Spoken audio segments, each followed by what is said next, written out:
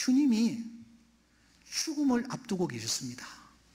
그런데 성경에는 자기가 세상을 떠나 아버지께로 갈 때가 이런 줄 아셨다, 그렇게 말합니다. 아시는 정도가 아니라 그걸 아시고 난 뒤에 그렇다면 나는 남은 시간을 어떻게 활용할 것인가를 놓고 고민하다가, 아하! 이 남은 시간, 이 짜투리 시간, 이 마지막 시간, 내가 이것을 해야 되겠구나 라는 것을 생각하시고 그것을 행하시다가 하나님 앞에 섰다 하는 내용이 이 본문의 핵심이라고 생각합니다. 여러분, 하나님께서 가장 사랑하시는 분이 누구일까요? 저는 예수님이라고 생각합니다.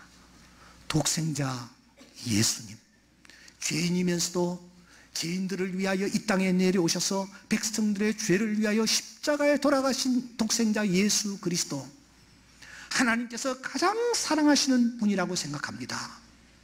하늘의 하나님께서 이 땅에 와서 생활하시는 예수님을 바라보며 내가 내 아들 독생자에게 어떤 은혜를 줄까라고 고민을 하셨어요.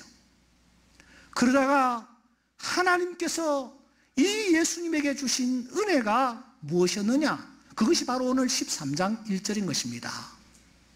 어떤 은혜입니까? 어떤 은혜입니까? 자기가 세상을 떠나 아버지께로 돌아가실 때를 알려주신 것, 이것이 바로 주님에게 주신 은혜인 것입니다. 아니, 옥 목사, 그게 도대체 무슨 말이냐? 마태복음 24장 36절에 보시면 그날과 그때는 아무도 모른다, 하늘의 천사들도 모른다, 아들도 모른다, 오직 아버지만 아신다, 이렇게 말씀이 있습니다. 물론 이 말씀은 이 세계의 종말에 관한 말씀임에 틀림이 없습니다. 하지만 이 말씀이 개인의 종말과는 전혀 상관이 없는 말씀이냐? 절대로 아닙니다. 여러분, 생명은 하나님의 장중에 있습니다. 우리가 왔다가 우리가 떠나는 것 하나님만이 아시는 줄 믿습니다. 그런데 하나님께서 예수님에게 은혜를 주시는 것입니다. 어떤 은혜를 주십니까? 자기가 세상을 떠나 아버지께로 갈 때를 알려주시는 것입니다. 그러므로 여기에 아시고라는 단어보다는 알려주시고, 하나님이 알려주시고, 이렇게 보는 것이 더 정확할 것입니다. 이 본문을 대하면서 아하, 이것이 은혜 중에 은혜구나, 가장 귀한 은혜구나, 우리가 이 땅에서 남은 생에 살아가면서 사모해야 할 은혜가 이 은혜구나, 갈 때를 알 수 있도록 해주시고 죽음을 준비할 수 있도록 해주시고 죽음을 준비하는데 어떻게 살아야 할 것인지를 알려주시고 그렇게 살 수 있도록 해주시는 이 은혜, 이것이 가장 귀한 은혜이구나 하는 생각을 하게 되었습니다. 오늘 이 예배에 참석한 우리 모두에게 이 은혜가 넘치기를 주의 이름으로 축원합니다. 아무 준비도 없이 그냥 하나님 앞에 서는 것이 아니라 주님 앞에 준비하고 하나님 앞에 부끄럼 없이 설 수 있는 이 은혜가 오늘 이 예배에 참석한 모든 분들 위해 넘칠 수 있기를 다시 한번 축원합니다. 그래서 요한복음으로 다시 돌아오기로 한 것입니다. 오늘 84번째 강해가 됩니다. 그래서 주님은 무엇을 하셨던가? 자신이 끝이라는 사실을 아셨을 때에 우리 주님은 그때 도대체 무엇을 하셨던가 하는 것입니다. 우리가 여기에 관심을 가져야 할 중요한 이유는 예수님은 우리 모두의 모범이 되시기 때문입니다. 예수님의 모습을 우리가 밟으면 결코 후회하지 않을 것이기 때문입니다. 그 예수님이 도대체 무엇을 하셨습니까? 우리 아까는 그냥 가볍게 읽었는데 1절을 다시 한번 다 함께 읽도록 하겠습니다. 6월절 전에 예수께서 자기가 세상을 떠나 아버지께로 돌아가실 때가 이런 줄 아시고 세상에 있는 자기 사람들을 사랑하시되 끝까지 사랑하시니라. 이게 주님의 버킷리스트입니다. 복잡하지 않습니다. 그런데 눈에 띄는 단어가 하나 있습니다. 그것은 자기 사람들이라는 단어입니다. 자기 사람들, 모든 사람들이 아니고 자기 사람들이라고 한계를 짓고 계십니다.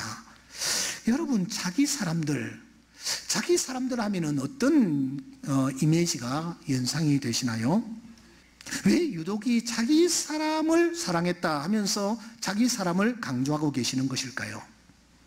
이 주님이 말씀하시는 이 자기 사람의 의미를 바로 알기 위해서는 이 말씀 속에 등장하고 있는 알다라는 단어를 주목해야 합니다. 본문에 보시면 아시고 라는 단어들이 계속해서 언급이 되고 있습니다. 반복되고 있습니다.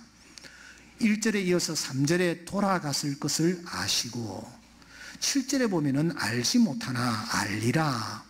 특별히 11절에는 이는 자기를 팔 자가 누구인지 아심이라.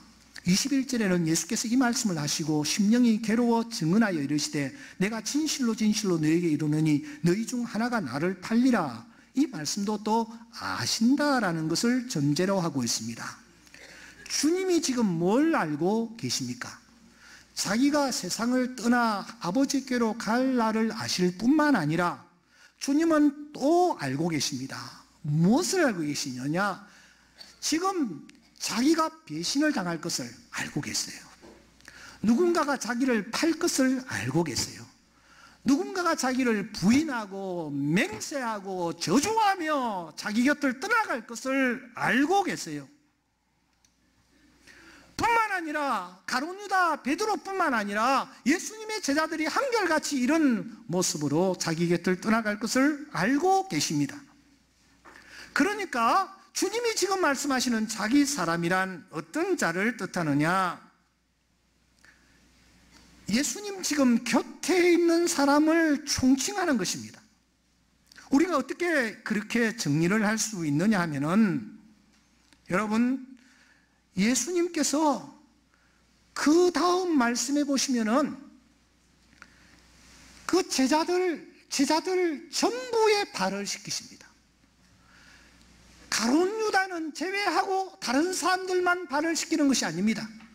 심지어 베드로가 내 발은 씻기지 못합니다 라고 했을 때에 예수님께서 호통을 치시며 그의 발을 씻깁니다. 내가 너를 씻기지 않냐면 상관이 없다고 하시면서 이어서 만찬을 베푸십니다. 여러분, 그때에 예수님께서 자기를 팔 가룟 유다는 그냥 건너뛰십니까? 그에게는 여러분 떡을 주지도 않고 포도주를 주지 않습니까? 성경은 분명하게 얘기합니다. 요한복음 13장 26절에 내가 떡 한 조각을 젖어다 주는 자가 그니라, 그렇게 말씀을 하시는 것을 볼 수 있습니다. 예수님께서 가룟 유다까지 다 주셨습니다. 그러니까 여기에 자기 사람이라는 뜻은 편가르기라는 단어와는 전혀 관계가 없습니다. 예수님 곁에 있는 모든 사람들을 자기 사람이라고 지금 말씀하시는 것입니다. 한 걸음 더 나가서 요한복음 17장 2절에 보시면 자기 사람을 또 이렇게 해석을 하십니다. 아버지께서 아들에게 주신 모든 사람에게 영생을 주게 하시려고. 그러니까 자기 사람이라는 것은 예수님께서 피로 값주고 사신 하나님의 자녀들, 영생을 얻게 하기 위하여 구원하신 하나님의 자녀들, 이 자녀들까지 다 포함해서 자기 사람이라고 말씀하시는 것입니다. 그 자기 사람들을 주님께서 어떻게 대하십니까? 편가르기를 하거나 팔이 굽어진다고 자기 가까운 사람들만 자기 편으로 만드는 그런 세상적인 개념의 자기 사람이 아니라 하나님께서 내 곁에 주신 사람, 하나님을 믿게 하고 예수 그리스도의 복음 앞에 돌아온 모든 사람들을 가리켜 자기 사람이라고 말씀을 하는 것입니다. 그런데 그 주님이 그 자기 사람을 어떻게 사랑을 하고 계십니까? 남녀 간의 사랑인 에로스, 친구 간의 사랑인 필레오, 부모와 자식 간의 사랑인 스톨게의 사랑을 하고 계십니까? 이런 류의 사랑의 특징은 사랑할 감정이 생기니까 사랑하는 거예요. 내 자식이 내가 사랑하는 거예요. 내가 직접 낳았으니까 내가 사랑하는 거예요. 예쁘니까 사랑하는 거예요. 감정에 따라 움직이는 사랑입니다. 이런 사랑은 결정적인 순간에 제약을 받습니다. 한계가 있는 것입니다. 그래서 성경학자들은 하나님의 사랑을 놓고 고민에 빠지기 시작했습니다. 하나님의 사랑은 에로스도 아니고 스톨게도 아니고 필리아도 아닌데 이 하나님의 사랑은 도대체 어떤 사랑일까? 고민하던 저들 눈에 호머시에 단 2번 등장하는 여러분 아가페라는 단어를 발견하게 되는 것입니다. 아가페. 이 사랑은 사랑스러운 것을 사랑하는 것이 아니었어요. 이 사랑은 의지적인 사랑이었어요. 분명히 앞에 언급했던 에로스라든지 필리아라든지 스톨게의 사랑과는 완전히 다른 사랑이었습니다. 여러분, 세상의 사랑은, 사람들 간의 사랑은 자기 만족을 위한 사랑입니다. 미인방명이라는 말이 있습니다. 어떤 아름다운 여자가 있습니다. 남자들이 그를 사랑합니다. 왜 사랑합니까? 그 여자를 위해서 사랑하는 것이 아닙니다. 나를 위해서, 내 만족을 위해서 사랑하는 것입니다. 그러니까 미인은 자기의 가지고 있는 것을 빼앗기게 되어 있는 것입니다. 그러니까 방명이 되는 겁니다. 여러분, 그러나 주님이 사랑하시는 사랑은 빼앗는 사랑이 아닙니다. 감정의 사랑이 아닙니다. 하나님께서 우리에게 주신 이 사랑은 무조건 주는 사랑입니다. 하나님이 세상을 이처럼 사랑하사 독생자를 뭐요? 주셨으니. 그래서 이 사랑을 오늘 요한복음 13장 1절은 끝까지라는 단어로 우리에게 주님의 사랑이 의지적인 사랑이었음을 알려주는 것입니다. 오늘 나는 어떠합니까? 사랑할 가치가 나에게 있습니까? 나는 가룟 유다보다 나으며 그래도 베드로보다는 낫고 나는 예수님을 배반했던 다른 여타 제자들보다는 그래도 나는 낫다라고 생각하는 분 계세요? 계시나요? 이사야 선지자는 1장 4절 이하에서 이렇게 말합니다. 범죄한 나라요 허물진 백성이요 행악의 존자요 행위가 부패한 자식이로다. 여호와를 버리며 이스라엘의 거룩한 일을 만놀히 여겨 멀리하고 물러갔도다.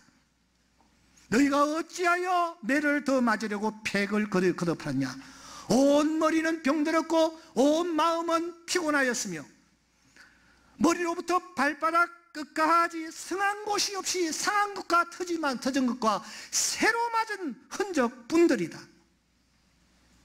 오늘 우리의 현주소가 여기에 있습니다. 우리는 머리로부터 발끝까지 상하고 터지고 새로 맞은 흔적뿐인 자들입니다. 그런데 사랑할 가치가 전혀 없는 우리를 주님은 끝까지 사랑하시는 줄 믿습니다.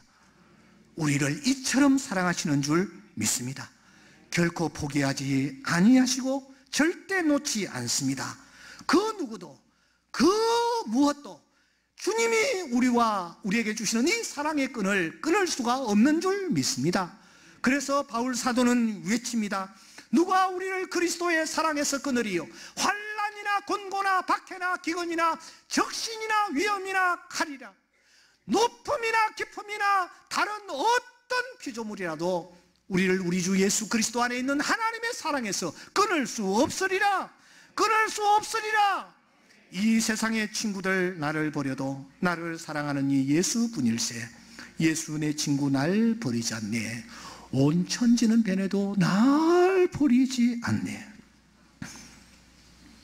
그렇다면 우리는 남은 생애를 어떻게 살아야 합니까? 째깍째깍 마지막 순간이 다가오고 있는데 우리는 남은 생애를 어떻게 살아야 합니까? 김형석 교수를 잘 아실 것입니다. 1920년생이니까 100세가 거의 다 됐습니다. 그분이 최근에 남아있는 시간을 위하여라는 책을 발간했습니다. 우리 세대 정도, 저희 세대 정도 되는 분들은 그 김형석 교수가 쓴 영혼과 사랑의 대화라는 책을 통해서 참 많은 감동을 받았을 것입니다. 그래서 이제 이번 책도 관심을 끌 것 같습니다. 그 책 내용에 이런 내용이 있습니다. 그가 어느 날 산책을 했답니다. 아마 저 연희동에 사는 것 같은데 연희동 뒤에 야트막한 산에 올라갔습니다. 마침 그때에 해가 저 산에 걸려 있는 거예요. 상금한 태양을 보게 됩니다. 황금빛이 여의도 전체를 장식하고 있었습니다.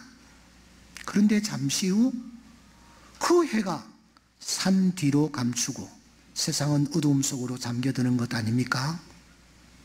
그때 지는 해를 바라보면서 형석 교수는 이렇게 생각합니다. 해가 지는데 도대체 몇 분 걸렸을까? 해를 떠받칠 수가 있을까? 내 나이는 몇 해나 남았을까? 몇 해라기보다는 시간일 것이다. 그러면 그 시간 동안에 나는 무엇을 해야 하는가? 그래서 붙인 책 제목이 남아있는 시간을 위하여서입니다. 그는 일자무식인 홀어머니와 23년 동안 뇌출혈로 쓰러져서 의식은 있지만 전혀 움직이지도 못하고 말을 하지 못하는 아내와 함께 생활을 했습니다. 홀어머니, 너무 무거운 짐이었습니다. 23년 동안 몸져 누워있는 아내, 큰 짐이었습니다. 짐이라고 생각했습니다. 그런데 언젠가 두 여인이 차례차례로 세상을 떠났습니다. 홀로 집에 남아서 보니 그때 그 어머니, 그 사랑하는 아내로부터 받은 사랑이 너무너무 크다는 것을 절감하게 됩니다. 짐이 아니었고 이분들이 사랑 그 자체였구나 하는 것을 깨닫게 되는 거예요. 그래서 그는 어떤 태도로 죽음을 대하여야 하나라는 질문 앞에 간단하고 명료하게 답합니다. 결국 어떻게 사는가에 대한 문제이다. 그것은 돈을 많이 벌었다, 유명해졌다, 훌륭해졌다. 그게 아니다. 인생이 어떤 것인지를 알게 되면 의사는 환자를 사랑하게 되어 있고, 교육자는 제자를 사랑하게 되어 있고, 정치가는 국민을 사랑하게 되어 있고, 기업가는 가난한 국민이 없도록 사랑하게 되어 있다. 그것이 곧 인류의 역사다. 그는 명쾌하게 남아있는 시간 우리가 해야 할 것이 무엇인지를 알려주고 있습니다. 남아있는 시간 우리가 해야 할 것이 사랑이라는 사실을 강조하고 있단 말입니다. 100세가 다 된 그 노인이 깨달은 깨달음의 결론입니다. 이제 저는 말씀을 마무리하려고 생각합니다. 그러면 사랑하는 여러분, 주님은 당신이 세상을 떠나 하나님께로 갈 것을 아시고 왜 이 사랑 하나에 집착을 했을까 하는 거예요. 왜 김형석 씨는 사랑이 인생의 역사라고, 남은 시간 사랑해야 된다라고 오늘 우리 인생의 후배들에게 강조를 하고 있는 것일까요? 왜 우리 주님이 자기 사람을 사랑하는, 내 곁에 있는 사람, 하나님이 내 곁에 둔 사람들을 사랑하는 이 일에 올인을 하셨을까요? 세 가지입니다. 따라합시다. 첫째, 오직 사랑만이 두려움을 극복하기 때문이다. 놓치지 마세요. 죽음은 두려운 것입니다. 두려운 거예요. 내 안에 두려움이 가득 찬 것입니다. 그런데 사랑만이 두려움을 극복합니다.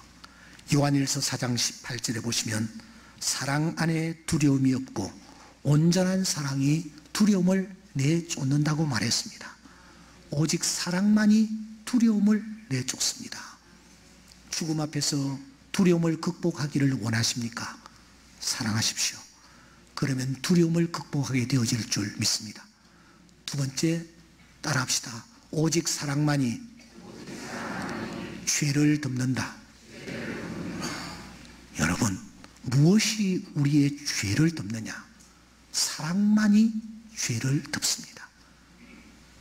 우리는 하나님 앞에 설 때에 불꽃 같은 그분 앞에 서게 될 것입니다. 벌거벗은 몸으로 서게 될 것입니다. 그때 무엇이 나를 덮느냐? 사랑만이 나의 죄를 덮습니다. 그래서 베드로 사도는 무엇보다도 뜨겁게 사랑할지니 사랑은 허다한 죄를 덮느니라고 말하는 것입니다. 마지막으로 따라하겠습니다. 오직 사랑만이 긍휼을 불러오기 때문이다. 여러분, 하나님 앞에서 주가 죄인 살피면 누가 능히 서리요? 긍휼이 필요한 현장이 하나님의 심판대 앞입니다. 그 심판대 앞에서 하나님의 긍휼을 입을 수 있는 유일한 길은 무엇이냐? 사랑뿐입니다. 그래서 야고보 선생은 2장 13절 말씀에서 긍휼을 행하지 아니하는 자는 긍휼 없는 심판이 있을 것이다. 긍휼은 심판을 이긴다. 사랑하게 된다. 그렇게 말씀합니다. 우리가 긍휼을 행할 때에, 다른 사람들을 사랑할 때에 하나님의 긍휼하심이 나에게 임하게 될 줄 믿습니다. 우리는 주의 날이 도적같이 임하는 것처럼 내 날이 도적같이 어느 날 임하게 될 것입니다. 그러므로 지금부터 우리가 해야 할 것은 주님처럼 사랑하는 것입니다. 내 사람들을 사랑하는 것입니다. 하나님께서 내 주변에 허락해 주신 사람들을 사랑하는 것입니다. 믿음의 공동체를 사랑하시는 것입니다. 이 사랑을 통하여 두려움을 내쫓는 은혜가 있기를 소원합니다. 이 사랑을 통하여 우리의 죄가 씻음받고 덮어지는 은혜를 맛볼 수 있기를 소원합니다. 이 사랑을 통하여 장차 하나님의 긍휼하심을 입는 우리 모든 교우들이 될 수 있기를 주의 이름으로 축원합니다.